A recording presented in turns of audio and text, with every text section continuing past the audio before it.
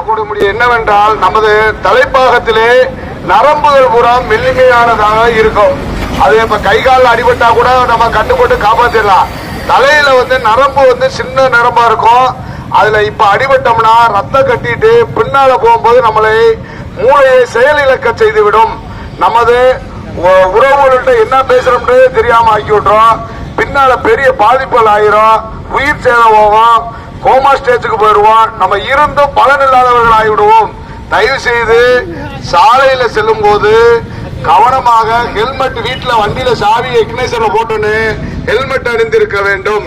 அதோட நம்ம மட்டும் இருந்தா போகாது, பின்னால உட்கார்ந்து இருக்கவங்களும் அணிய சொல்ல வேண்டும்.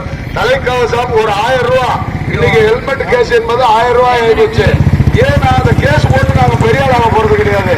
யாருக்கு துன்புறுத்த போறது கிடையாது. காவல்துறை உங்களுடைய நண்பன் எடுத்து சொல்லுவோம். பல தடவை சொல்லுவோம், ஹெல்மெட் போட்டுக்குங்க, செல்போனை வாகனத்தை ரோட்ல பேசிட்டு போகாதீங்க.